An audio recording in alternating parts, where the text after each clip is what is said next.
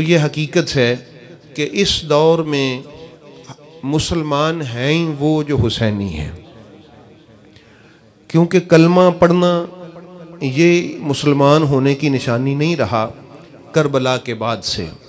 کربلا کے پہلے تک تھا کہ یہ لا الہ الا اللہ محمد رسول اللہ پڑھتے تھے تو یہ مسلمان ہے۔ چونکہ حادثہ کچھ ایسا ہوا، ایکسیڈنٹ کچھ ایسا ہوا، اور اس کے پیچھے خیر سالوں کی بہت ساری پلاننگ تھی، جس کے وجہ سے وہ کربلا کا وہ جو دردناک اور المناک ایک منظرنامہ مسلمانوں کو دیکھنے اس کو ملا، تو وہاں بھی چونکہ سامنے آنے والے لوگ بھی کلمہ گو تھے، امام حسین علیہ السلام کے قاتل بھی کلمہ پڑھتے تھے، اس لیے اس وقت سے یہ طے ہو گیا کہ کلمے کا اب کوئی اعتبار نہیں رہا، کلمہ اسی کا ہی ہے جس کے دل میں مولا حسین بستے ہیں۔ یہ طے ہو چکا ہے اس دن سے کہ صرف کلمے کا اعتبار نہیں ہے، کلمہ صرف انہی کا ہی ہے جن کے دلوں میں میرے مولا حسین علیہ السلام کا ڈیرا ہے، جن کے دلوں میں محبت ہے اور مودت ہے میرے رسول معظم صلی اللہ علیہ وآلہ وسلم کے شہزادے کی۔ اللہ رب العالمین نے ہمیں اپنے خاص فضل و کرم کے صدقے سے اپنے محبوب کریم علیہ السلام کا امتی بنایا، اور پھر امتیوں میں حسینی بنایا۔ تو ہمارا یہ فرض ہے، جس طرح علامہ صاحب فرما رہے تھے کہ ہم حسینی ہیں یا مولائی ہیں، حیدری ہیں، یاد رکھیے گا یہ جن لوگوں کو آج جن کی طرف علامہ صاحب اشارہ فرما رہے تھے، وہ اپنے آپ کو جو حضرت علی علیہ السلام کا ملنگ یا ان کا عقیدت مند لوگ کہتے ہیں، وہ ہرگز بھی سرکار مولا علی علیہ السلام سے محبت کرنے والوں کا چہرہ نہیں ہے۔ یہ لوگ حضرت علی علیہ السلام سے محبت کرنے والوں کا چہرہ نہیں ہیں، بلکہ یہ دشمنوں کی سازش ہے مسلمانوں کے خلاف کہ ایسے لوگ پیدا کر دیے گئے۔ حضرت علی علیہ السلام کے ملنگ اگر دیکھنے ہوں تو داتا صاحب ہمیں دکھائی دیتے ہیں، حضرت غوث اعظم سرکار، میرے خواجہ پیا حضور داتا گنج بخش علی حجویری، حضرت بابا فرید الدین گنج شکر، یہ اولیاء ہیں سارے مولائی اور حیدری، جہاں سے ہر وقت ان کے مے خانے کا جو ہے وہ جام نصیب ہوتا ہے ولایت کا۔ تو احباب گرامی، جن کے دن رات اللہ رب العالمین کی یاد میں مصروف رہنے والے اور توحید کی حقیقت کو سمجھنے والے، کیونکہ یہ جو توحید ہے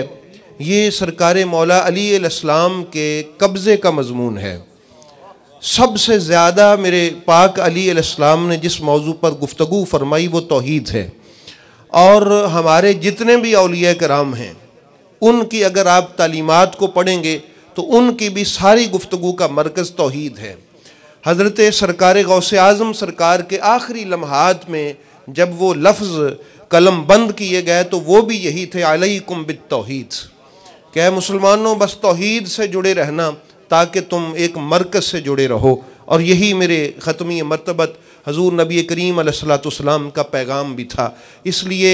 اے حسینی مسلمانوں، ہمارا اور مجھے تو اپنے آپ میں کلمہ پڑھتے ہوئے بڑی شرمساری ہوتی ہے اللہ تعالیٰ کے سامنے، کہ جب اس کا ترجمہ جو میرے پیش نظر ہے اس کو سوچ کے اللہ کے حضور کبھی سجدہ ریز ہوں تو شرم آتی ہے، کیونکہ جو امام حسین علیہ السلام نے ترجمے کا معنی بتایا ہے وہ یہ نہیں ہے جو ہم عام روٹین میں پڑھتے ہیں، لا الہ الا اللہ، اللہ کے علاوہ کوئی معبود نہیں، یہ تو ترجمہ یزید بھی کرتا تھا، یہ ترجمہ اس کا ہے، مگر جو کربلا میں مسئلہ بن گیا تھا وہ اس ترجمے سے ہٹ کے تھا۔ امام حسین علیہ السلام کہتے تھے کہ لا الہ کا مطلب حاکم ہوتا ہے، حاکم یعنی اللہ کے علاوہ کسی کی حاکمیت نہیں ہے، لا الہ، اللہ کے علاوہ کوئی حاکم نہیں ہے۔ تو اگر ہم اپنے اس 4-5 فٹ کے وجود پہ اللہ کی حکمرانی نافذ نہیں کر سکتے تو ہم نے اپنے گھر میں یا ادھر ادھر کیا اللہ تعالیٰ کی حکمرانی کا نفاذ کرنا ہے۔ شرم آتی ہے بارگاہ الہی میں کہ پروردگارہ ہم تو اس کلمے کو پڑھنے کے لائق ہمارا منہ نہیں ہے جو کلمہ ہمیں مولا حسین نے سکھایا ہے۔ اگر اس وجود پر، اگر اس جسم پر، اس ڈھانچے پر جو ہمارا یہ جو سامنے ہے، اس پر اگر اللہ کی حکمرانی نافذ ہو جائے تو پھر اس بندے کے منہ سے لا الہ الا اللہ جب نکلتا ہے تو خدا قبولیت کی معراج عطا فرماتا ہے، اور یہی اولیاء کرام کا شیوا رہا ہے۔ تو اللہ رب العالمین ہمیں حسینی لا الہ الا اللہ پڑھنے اور اس پر عمل کرنے کی توفیق عطا فرمائے۔